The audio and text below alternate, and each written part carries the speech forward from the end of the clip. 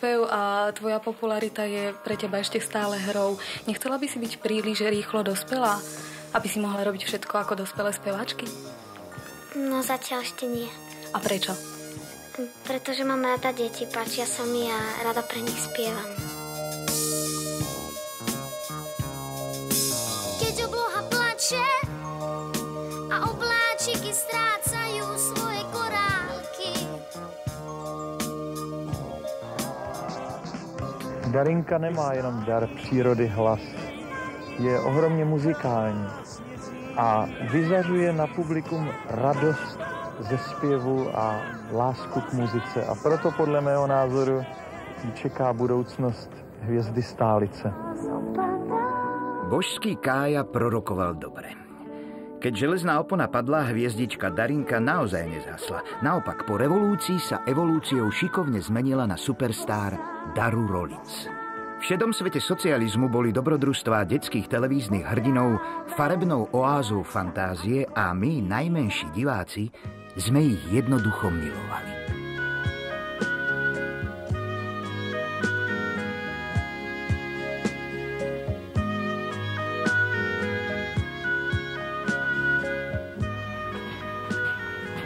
Niekto mi rozhadal posteľ a mne vzal podušku. Urobil to samé, to je jasná tatka. To je krásna princezna. Ticho, aby sme ju nezobudili. Spravilo sa to samo. Spravilo sa to samo. Spravilo sa to samo. A ešte si pamätám, jak som príslušníka šklbal za rukav tam na konci. Áno, to si ja pamätám, že ho otláčali. A opäť viem z rozprávania, že to bol problém, pretože akože deti premohli príslušníka verejnej bezpečnosti, tak to chvíľu riešili, že či to není za hranou.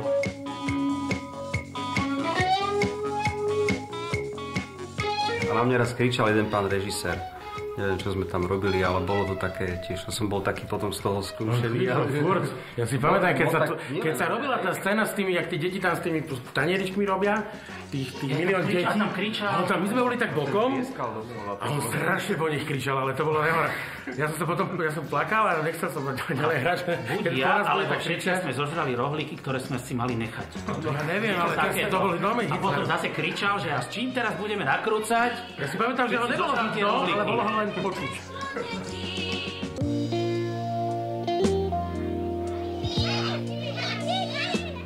Pri tej bitke s Vankušmi som sa naozaj dusil a potom ma tam nalievali takým tým hnusným čajom, lebo som mal navdýchané, všade som mal to páperie, lebo blbé malé decko do toho sa tak akože zapojí so všetkou vervou.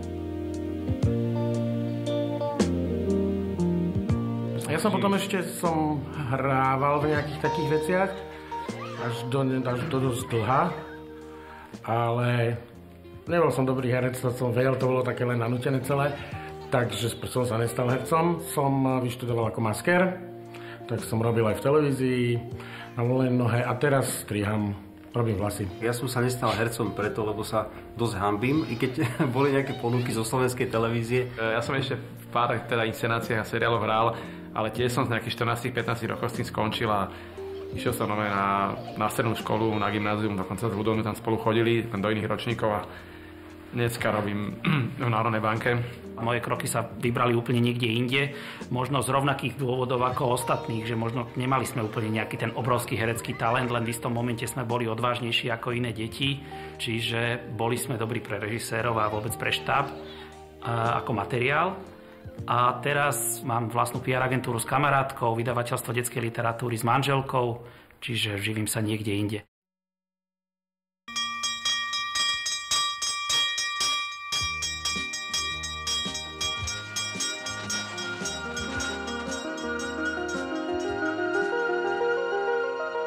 No tak poďme ja. Takže ja by som rada, keď budeme sa teda rozprávať, tak ja by som, aby bolo jasné pri rozhovore, že kto tu bol bambulkou. Bolo by to úplne jasné, keď v socializme a nahodili do podoby bambulky. Lenže aj tak novinári a médiá hovoria, že teda oni sú poplatení totálne. Aha. Ale Monika bola bambulkou. Áno. A ja som nikdy nebola. Ale ja som bola celkom rada, že si mysleli, že to Zuzka. Lebo si mala pokoj. Áno. A ona celkom rada to znášala. A potom si dokonca aj plietli, že keď som bola napríklad sama, tak samozrejme som sa podobala. Líca, jak neviem čo, jak v tej bambulke máš. Tak si myslíš, že som to ja. A ja som si to akože užívala, lebo ona sa vždy schovala. No. Ináč bolo to šialené obdobie, aj potom, keď to bolo v televízii vždy, tak ja som to vnímala ako, že to je šialené, že to je divné.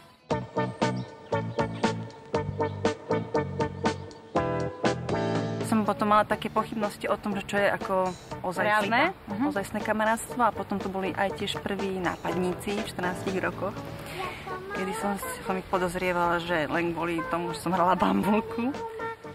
Tak sa to proste stále to bolo ako prítomné, aj keď som robila, teraz som išla do Národného divadla, ako som hostovala 16-ročná. Tak stále proste to bolo o tom, že bambulka, áno.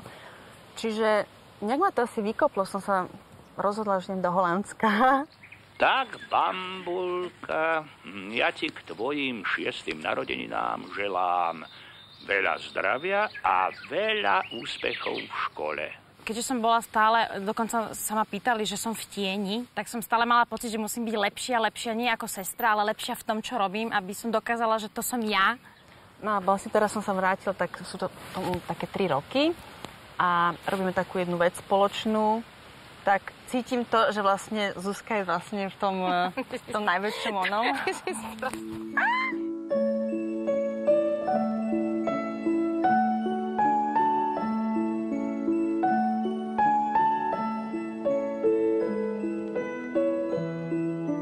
Najmenší hrdinovia, to bolo pokračovanie, vlastne keď skončila bambulka, tak som dostala ďalšiu ponuku a zrazu sa zistilo, že ja rýchlo rastiem, hej.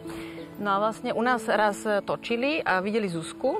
Ona bola vlastne v tom istom veku, keď ja som začala Najmenších hrdinov. No ale máme jeden diel, kde sme obidve. To bolo vlastne moje prvé také filmovanie a chceli, aby som plakala. A jediný spôsob, ako ma rozplakať, to som sa prvýkrát v živote rozplakala, akože naozaj.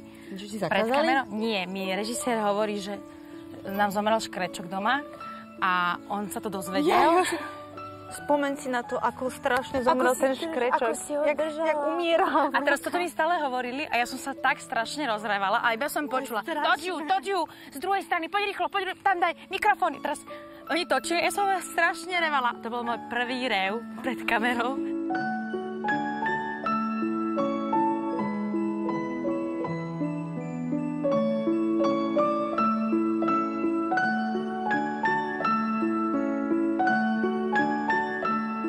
Ja ako zo srandy vždycky poviem, že vlastne bambulka bol vrchol mojej kariéry a vlastne to ani nepociťujem, že by som potrebovala niečo podobné znova zažívať. Ja som si to odžila a ja som si tak akože v kľude si robím svoje veci. Pozdraviť sa vieš? Áno. Upratať? Viem. Plávať? Áno. A čo nevieš? Ona totiž vie všetko. Ale potom ju do Bambulkova poslať nemôžeme. Tuto máme zreteľne napísané. Deti, ktoré vedia zdraviť, upratať, umývať sa a tak ďalej, čiže deti vychované, sa do Bambulkova posielať zakazuje. Ďalší, prosím. Na 49. stupni severnej šírky, 19 stupňoch a 5 minútach východnej dĺžky, u nás v Čabovciach, stalo sa čosi nevídané. V tomto našom lome sme odpaľovali raketu pred 39 rokmi. Prípravy skončené. Štart povolený. 3, 2, 1, štart!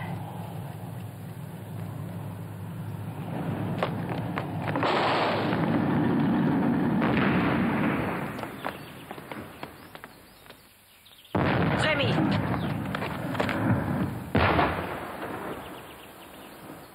Pamätám si, že prvý filmovací deň, ktorý som mal, bolo 28. februára 1977. Uvidíme, či to vyjde. 3, 2, 1, nič. Nefunguje.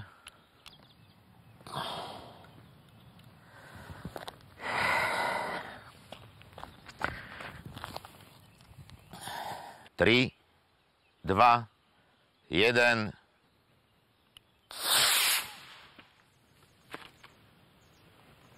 Super.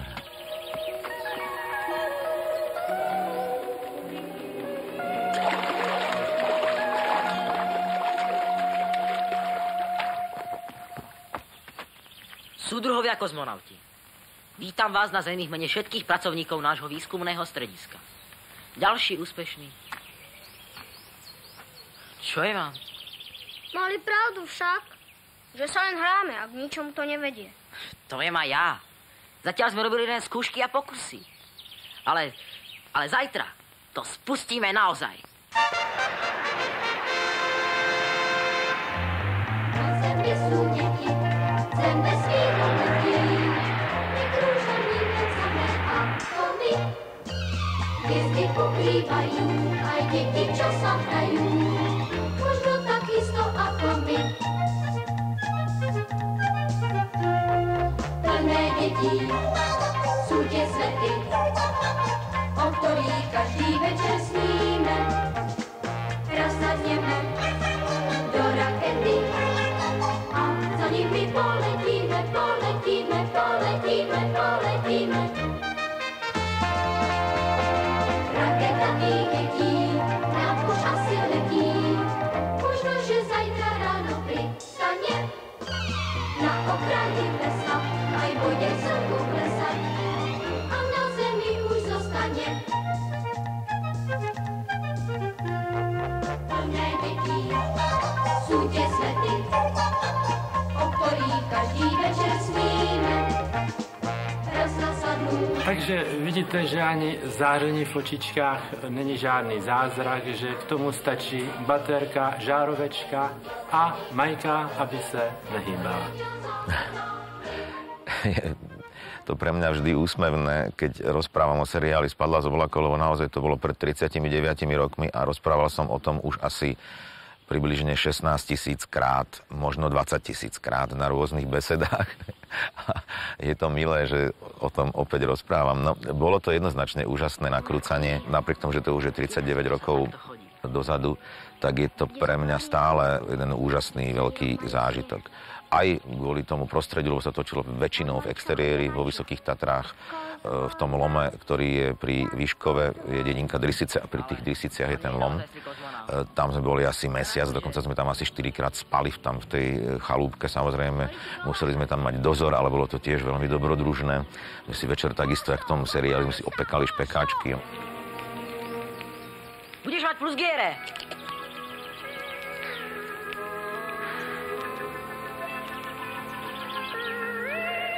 Teba to neboli? Čo je to? Neboli? Ja si myslím, že u detských herců je jedna výhoda. A to je to, že každý dítě je vyložený herec.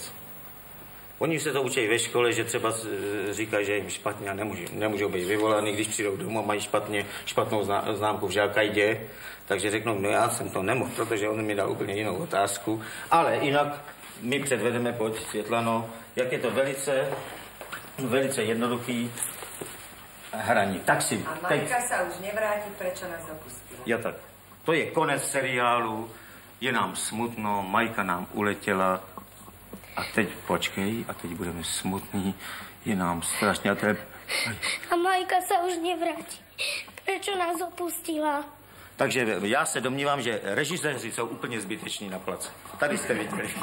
Rozdiel medzi tým detským a dospeláckým je hlavne o zodpovednosti, ale potom samozrejme aj pri detskom herectve tam podľa mňa jednoznačne musí byť prítomná veľká dávka pokory.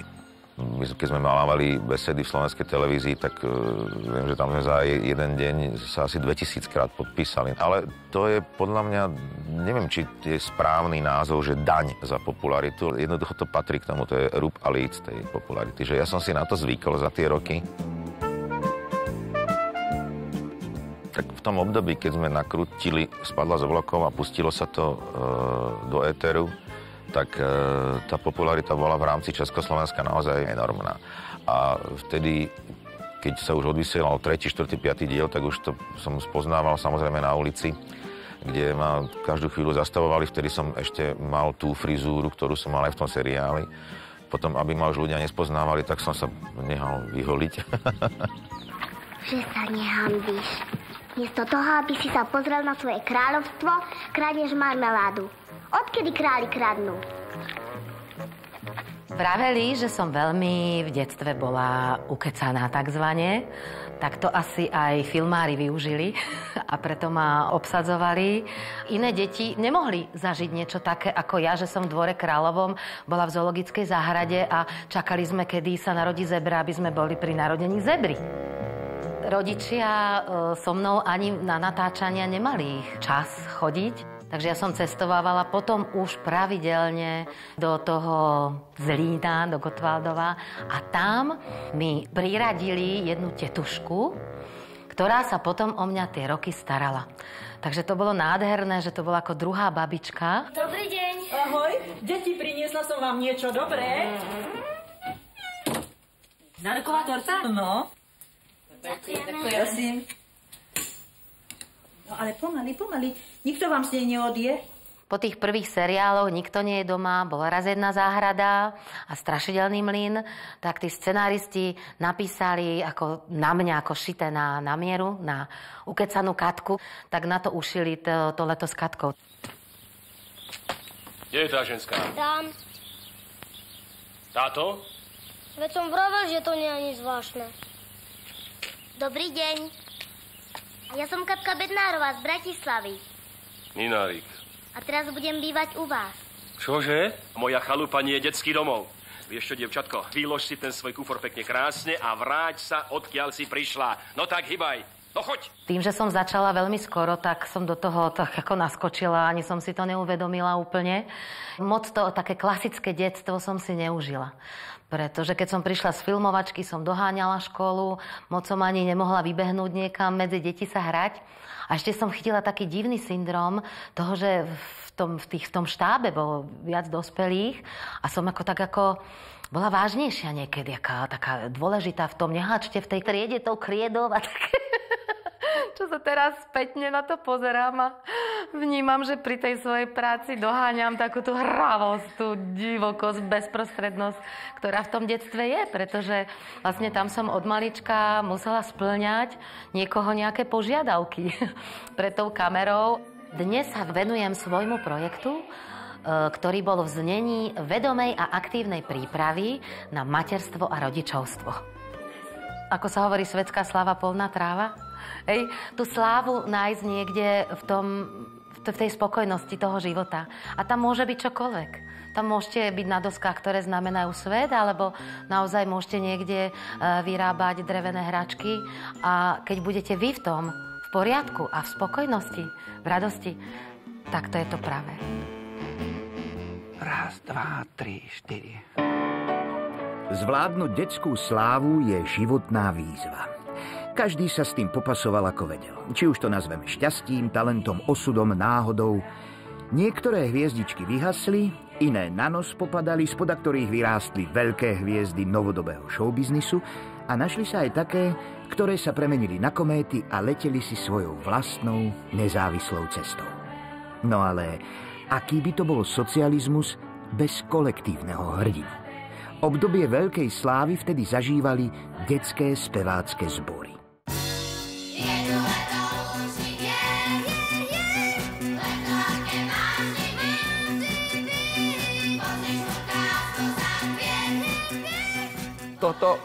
Tieto dve, ale ešte tu máme niekoho zakladajúci. Ich bolo 19. To sú Evička a Lenka, sú zakladajúce členky. Potom Žanetka je pokračovateľka a tieto krásne dámy boli až do konca so mnou. Keď ja som išla na konkurs, tak to už bolo naozaj veľmi prísne. Viem, že mne sa vtedy splnil obrovský sen, lebo fakt tie Prešovčatá v tom období zažívali naozaj taký asi vrchol slávy v tom období, v tom socializme. My sme mali texty na takmer každú príležitosť. Ale to neboli také pesničky, za ktoré by sme sa museli dnes hanbiť napríklad, lebo aj dnes ich veľmi radi zaspievame.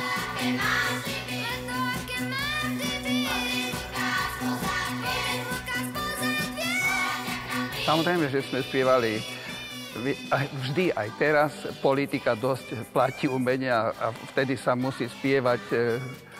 Na 1. maja sme asi nespievali nikdy.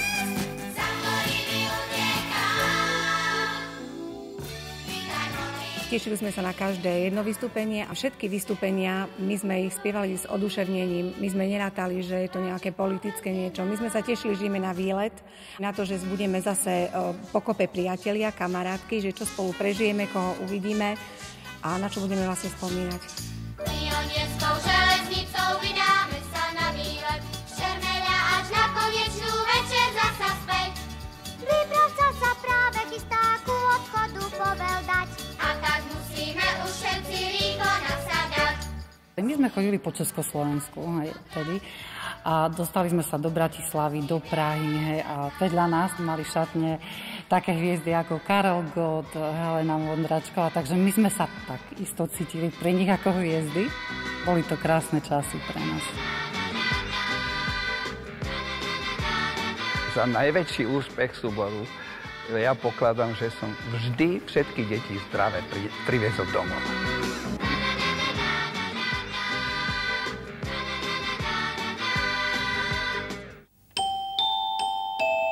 Ani hviezdy východnej oblohy nezaostávali. Otvára sa legendárna Košická Zlatá brána. Zlatá brána bežala od roku 70 po 90. Vysielala sa od prvopočatia až do konca intervízne. A išlo to 6-krát do roka, takže nás poznali vonku.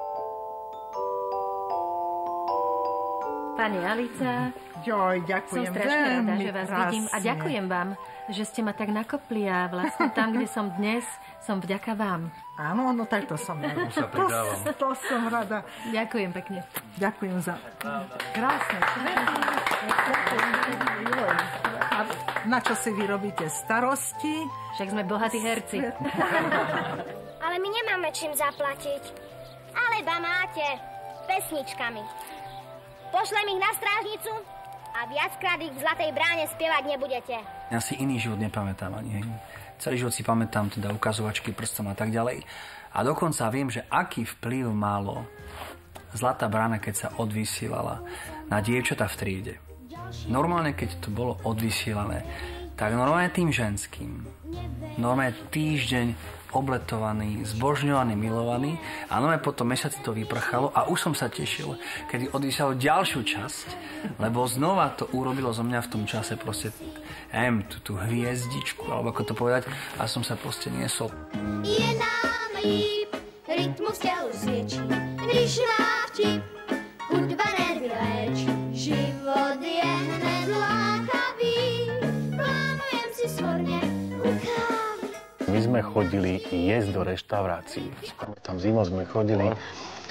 Čo bolo také, že áno, do veveričky sa chodilo na syr.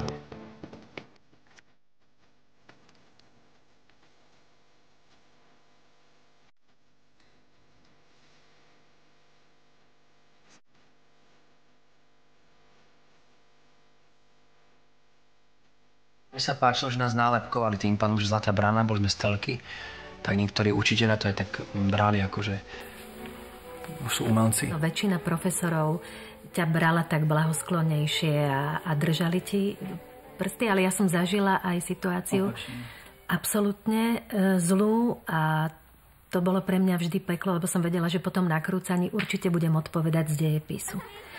A nič mi nebolo odpustené a naopak ja som ešte možno niekedy v septembri, keď sa len začalo skúšať, ja už som mala 8 známok z odpovedí. Ten nakrúcací deň bol do polnoci a ja som ešte sa učila do nejakej 2., 3. dejepis, aby náhodou sa nestalo, že súdružka, učiteľka povie, že no tak si nevedela, tak zatrhávam nakrúcanie. A tam práve bol taký ten prístup, že nemyslí si, že keď točíš Zlatú bránu, tak ti bude niečo odpustené. A to mi paradoxne dosť pomohlo v živote nemyslieť si, že som hviezda nedotknutelná. Nie, a nie, a nie. Tu sa učiť nebude, teraz tu vládnem ja. Ty tam neskúviňaj. Raz môže aj múdrosť mlčať.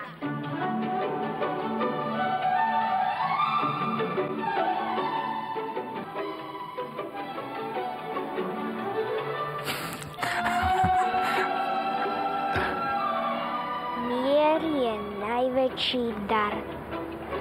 Mier deťom celého sveta. A ja som vítal delegáciu. Oni sú z Moskvy. A tam je už sneh. To je strašné, že ak vedeli deti zmagoriť títo komouši. No ale krásne som jazdil na koliečkových bruslách.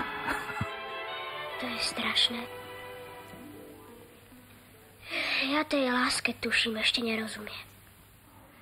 A toto je z filmu Dievča z jazera, kde na ten film mám veľmi dobré spomienky, pretože sme strávili celé prázdniny na Dubníku.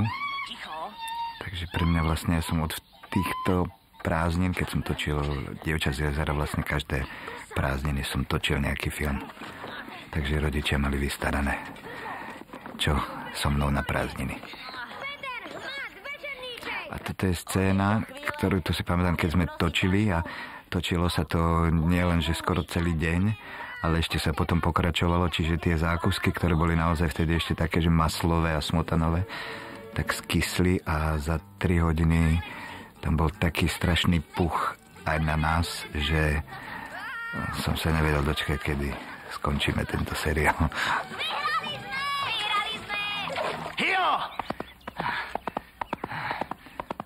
No a toto je smrť moja z Alžbetiného dvora. A je pravda, že to robil za mňa kaskadér, ktorého po tejto scéne odviezli do nemocnice, takže som bol rád, že som to nemusel točiť ja. Toto s tou Moskvou som asi ani nepamätal a až ma taká troška hanba zaliala. Ale tak je to také, zmiešané pocity, také ako aj taká nejaká nostalgia, ale v podstate je to ako veselé, keď sa človek vidí, ako ho dokázali zblbnúť a možno som rád, že som z toho vyrástol troška. Tak dovidenia.